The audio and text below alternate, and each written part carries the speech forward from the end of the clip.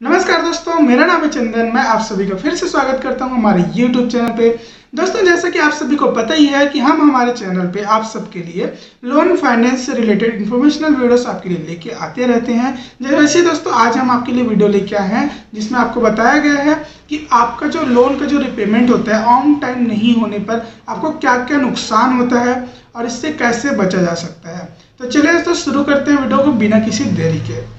दोस्तों, सबसे पहले हम बात करते हैं कि हमारी जो ईएमआई होती है वो बाउंस क्यों होती है और वो हमारा जो ईएमआई होता है वो लेट क्यों होता है। तो दोस्तों, सबसे पहला रीजन तो यहाँ पर यह होता है कि आपके खाते में प्रॉपर बैलेंस मेंटेन नहीं कर पाते हैं आप। आपकी मान के चलो अगर ईएमआई होती है 2 तारीख या 5 तारीख को, तो आप क्या करते हैं दोस्तों कि 2 तारीख को सुबह 9 बजे 10 बजे वहाँ पर बैलेंस डालते हैं, या फिर 5 तारीख को घर तो 5 तारीख को सुबह 9 बजे 10 बजे वहाँ पर बैलेंस डालते हैं। तो उस सिचुएशन में दोस्तों आपकी जो ईएमआई है वो वहाँ पर नहीं कट पाती है। आपका अगर मान के चलिए 5 तारीख को आपकी जो ईएमआई है और आप वहाँ पर 5 तारीख को ही आपके खाते में बैलेंस डालेंगे तो उस सिचुएशन में आपका जो ईएमआई है वो वहाँ पर नहीं कटता है। दोस्तों, दूसरा जो होता है वह होता है आपका सिग्नेचर।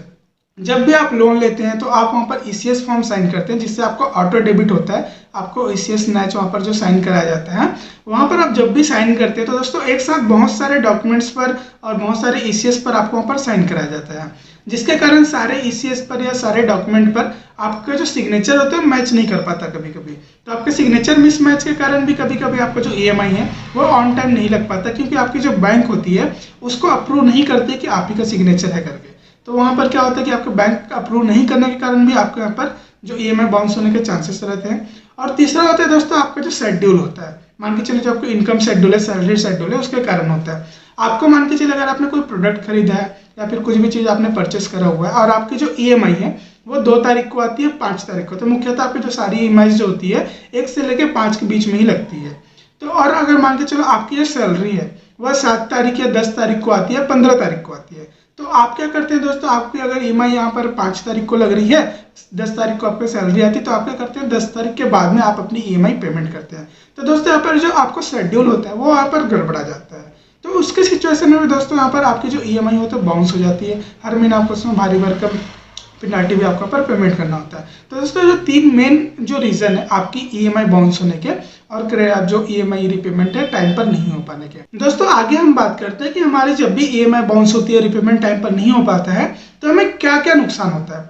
दोस्तों, यहाँ पर सबसे पहले जो आपका नुकसान होता है दोस्तों वह होता है आपका सिबिल स्कोर का। दोस्तों, जब भी आपकी ईएमआई ऑन टाइम नहीं पेमेंट होती है, आपकी ईएमआई ड्यू डेट के टाइम में आपका पेमेंट नहीं होता है, तो हाई इंपैक्ट करते हैं दोस्तों आपके सिबिल स्कोर के ऊपर। उस सिचुएशन में आपका जो सिबिल स्कोर होता है वह बहुत ही जल्दी खराब होता है, सुधरने का नाम ही नहीं लेता। अगर आपका एक बार ईएमआई अगर लेट गया तो उसको कंटिन्यू सुधरने में आपको 3 से 6 महीने का टाइम लग जाता है। तो यहाँ पर भी दोस्तों आपको कोशिश करना है कि ऑन टाइम आपकी रिपेमेंट हो। दूसरा जो लॉस होता है दोस्तों वह होता है आपका चार्ज। जब भी आपकी ईएमआई बाउंस होती है, जब भी आपको रिपेमेंट ऑन टाइम नहीं हो पाता है, तो उस सिचुएशन में जिस कंपनी से या फिर जिस भी बैंक से आपने लोन लेके रखा हुआ है वो कंपनी या वो बैंक आपको पेनाल्टी वहाँ पर लगाती है। साथ में जिस भी खाते से आपकी ईएमआई जाती है उस बैंक से भी आपको वहाँ पर भारी भरकम आपको जो वहाँ पर पेनाल्टी देनी पड़ती है। तो दोस्तों, एक बार आपकी ईएमआई बाउंस होती है मगर यहाँ पर आपको दोनों जगह पर आपको यहाँ पर पेनाल्टी आपको पे करना पड़ता है। पहले तो उनको बैंक से जहाँ से आपने लोन लिया है, दूसरा उनको जिस बैंक से आपकी जो ईएमआई है और फिर जिस खाते से आपकी जो ईएमआई कटती है उस बैंक में आपको वहाँ पर पेनाल्टी वहाँ पर पे करना पड़ता है। दोस्तों, तीसरी जो आपको यहाँ पर आपका लॉस होता है वह होता है आपका इन फ्यूचर अगर आपको किसी बैंक से लोन चाहिए, है ना, अगर आपको इन फ्यूचर अगर कहीं पर बैंक चाहिए, फिर आपको इमरजेंसी में कहीं पर भी पैसे की आवश्यकता है, तो उस सिचुएशन में दोस्तों यहाँ पर आपको लोन नहीं मिल पाता है। मान के चलिए आपका अगर सिबिल स्कोर खराब है, अगर कि घर में आपकी किसी की तबीयत खराब हो गई, इनकेस अगर आपको कोई गाड़ी लेनी है ना, या फिर इमरजेंसी में आपको कोई सर्विस चाहिए, अगर पैसे की रिक्वायरमेंट है, तो आप कहाँ जाते हैं, बैंक के पास। अगर आपकी सिबिल स्कोर वहाँ पर खराब होगी तो कोई भी बैंक या कोई भी फाइनेंस कंपनी होती है दोस्तों आपको वहाँ पर लोन प्रोवाइड नहीं करती है। ऐसे में आपको सबसे बड़ा नुकसान यहाँ पर होता है, अगर आपको ऑन टाइम अगर मजबूरी में या फिर इंस्टेंट में आपको कहीं पर लोन नहीं मिल पाता है। दोस्तों, आगे हम चौथे जो आपको लॉस होता है उसके बारे में बात करते हैं। चौथा जो लॉस होता है दोस्तों वो आपके जॉब के लिए होता है। अगर आप नौकरी पेशे इंसान है या फिर आपके ऊपर जॉब करते हैं, फिर आपके ऊपर जॉब ढूंढ भी रहे हैं, तो आप जब भी किसी नए कंपनी में या फिर नए संस्था में जब भी आप लोन के लिए अप्लाई करते हैं, आपकी ज्वाइनिंग के पहले दोस्तों आपको वहाँ पर सिबिल स्कोर चेक किया जाता है कि आपका सिबिल स्कोर कितना अच्छा है। अगर आपका कहीं पर बैंक में या फिर किसी फाइनेंस कंपनी में रिपेमेंट के लिए आपका कहीं पर बाकी है, कोई सेटलमेंट आपका रुका हुआ है, तो वहाँ पर दोस्तों आपको जो जॉब के लिए भी दिक्कत आती है। कभी भी आप किसी भी कंपनी में जाओगे, प्राइवेट कंपनी, जिन लोगों को जॉब करते हैं, प्राइवेट का जॉब करते हैं, उनको पता होगा, पहले आपके सिबिल स्कोर चेक करी जाती है। अगर आपको उस कंपनी में ज्वाइन करना है तो आपका जो भी ओवर ड्यू है, जो भी आपका वहाँ पर सेटलमेंट बाकी है, आपको उसको पहले क्लियर करना होता है, तब जाके कहीं दोस्तों आपको जो कोई भी कंपनी होती है वो आपको वहाँ पर जॉब के लिए लेती है। दोस्तों आगे हम बात करते हैं कि इस चीज़ से हम कैसे बच सकते हैं। ये जो सारी पेनाल्टीज होती है, सारे हमारे जो लॉस होते हैं और हमारे जो ईएमआई बाउंस होती है, उससे हमें कैसे बचना है और कैसे बचा जा सकता है। तो दोस्तों यहाँ पर सबसे पहला पॉइंट तो यह है कि आपकी जो ईएमआई होती है ना, ईएमआई का जो आपका अमाउंट होता है वह आपके खाते में आपके ड्यू डेट से तकरीबन 1 हफ्ते पहले आप अपने खाते में डाल के रख दीजिए। तो ऐसे में क्या होता है दोस्तों, अगर आपकी ईएमआई अगर 5 तारीख को है तो आप वहाँ से 1 तारीख या उससे पहले आप अपने खाते में डाल के रख दीजिए। कभी कभी क्या होता है कि कभी कोई त्यौहार पड़ गया, कभी कोई बैंक का छुट्टी पड़ गया, या फिर कभी कभी कुछ कारण से या फिर किसी कोई हड़ताल में चले गए, तो वहाँ पर दोस्तों आप अपना जो पैसा बैंक में जमा नहीं कर पाते हैं। इस सिचुएशन से भी कई लोगों के साथ ऐसा होता है कि आज उनकी ईएमआई है और आज ही वो जाके अपने बैंक खाते में पैसा जमा करते हैं, या फिर कभी कभी बोलते हैं कि पैसा जमा करने का टाइम नहीं मिल पाया, फिर आज अगर आपकी ईएमआई है, आज अगर बैंक ही बंद हो गया, तो उस सिचुएशन में आप पर पैसा जमा नहीं कर पाते हैं। तो कोशिश करिए दोस्तों कि आप अपने बैंक खाते में जो ईएमआई है आपकी, कम से कम 1 हफ्ते पहले वहाँ पर डाल दीजिए, जिससे आपकी जो ईएमआई है ऑन टाइम वहाँ पर कट जाए। दूसरा है दोस्तों, आप जब भी साइन करते हैं, जब भी आप ईसीएस साइन करते हैं, जब भी आप लोन के लिए अप्लाई करते हैं, लोन आपको मिल जाता है, ईसीएस साइन करने के टाइम में दोस्तों आपको सारे जो सिग्नेचर है उसको आपको दोस्तों 10 बार आप वहाँ पर चेक कर लीजिए कि आपके जो सारे सिग्नेचर है ईसीएस में और सारे आपके जो डॉक्यूमेंट्स है उसमें आप 10 बार आपका जो सिग्नेचर वहाँ पर मैच कर लीजिए। उसके बाद दोस्तों आप फाइल वहाँ पर आगे बढ़ाइए।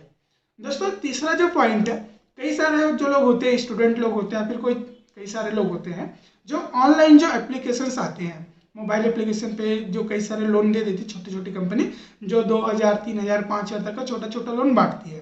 तो कई लोग क्या करते हैं दोस्तों, 15 दिन के लिए, महीना दिन के लिए वहाँ पर जो कंपनी आपको लोन देती है, अब मान के चले क्रेडिट बी की अगर हम बात करते हैं, क्रेडिट बी स्टार्टिंग में आपको 15 दिन के लिए वहाँ पर लोन प्रोवाइड करती है। तो आप वहाँ पर 2000 रुपये का लोन ले लिए, 15 दिन हो गया, कई लोग क्या करते हैं पेमेंट टाइम पर करते ही नहीं है। 15 दिन हो गया, 20 दिन हो गया, 1 महीना हो गया, तब कहीं जाके उसका पेमेंट करेंगे जब उनके पास पैसा आ जाएगा। तो दोस्तों ऐसा आपको बिल्कुल भी नहीं करना है।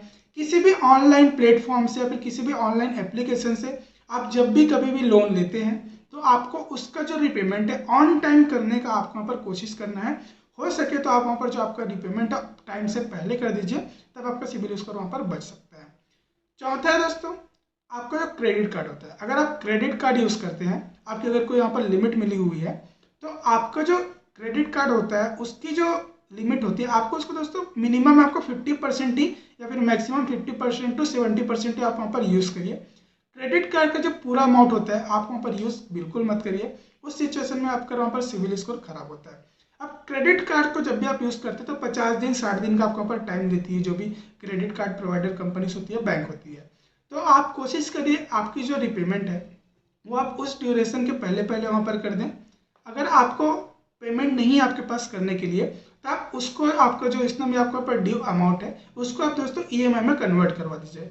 ईएमआई में कन्वर्ट कराने पर आपको 15%, 18% ऐसा कुछ आपके ऊपर ब्याज लगता है, लेकिन दोस्तों वहाँ पर आपका जो सिबिल स्कोर होता है खराब होने से बच जाता है। अगर आप पेमेंट एक साथ पेमेंट नहीं कर पा रहे हैं, 40,000, 50,000, 1 लाख का अगर आपका ड्यू है उसमें, तो दोस्तों आप उसको ईएमआई में कन्वर्ट करवा लीजिए और आराम से उस पैसे को पटाते रहिए। ऐसा जरूरी नहीं है कि आपको एक ही साथ पेमेंट करना है। कई लोग क्या करते हैं दोस्तों, उनके पास पैसा नहीं है तो लोग सोचते हैं कि आपका टाइम निकल गया तो 1 महीने बाद, 2 महीना, 3 महीने बाद पटाएंगे। तो वैसे दोस्तों आपको यहाँ पर बिल्कुल भी नहीं करना है। क्रेडिट कार्ड अगर आप यूज़ करते हैं तो बहुत ही सावधानी पूर्वक करिए। अगर आप पूरा पैसा एक साथ नहीं पेमेंट कर सकते तो आप उसको ईएमआई कन्वर्ट कराइए और हर महीने इजी ईएमआई पे उसको पेमेंट कराइए।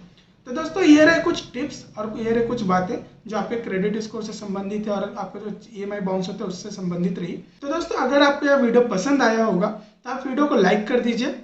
अगर आपको कोई भी सवाल होगा, आप कोई भी सवाल यहाँ पर पूछना चाहते हैं तो कमेंट बॉक्स में पूछ सकते हैं, या तो मैं अपनी इंस्टाग्राम की आईडी यहाँ पर नीचे दे दूंगा, आप वहाँ पर जाकर डायरेक्ट मुझे मैसेज भी करके यहाँ पर अपना सवाल पूछ सकते हैं। अगर आपको वीडियो पसंद आया तो वीडियो को आप लाइक कर दीजिए। और इसी तरह से इंफॉर्मेशनल लोन से रिलेटेड और फाइनेंस से रिलेटेड वीडियोस पाते रहने के लिए हमारे चैनल को सब्सक्राइब कर दीजिए, बेल आइकन के घंटे को जरूर दबा दीजिए, जिससे हमारे आने वाले जो जितने भी सारे वीडियोस हैं उसका नोटिफिकेशन आप तक सबसे पहले पहुंच जाए। दोस्तों मैं आप सभी को धन्यवाद करता हूं कि आप सबने मेरा यह वीडियो अंत तक देखा। धन्यवाद दोस्तों।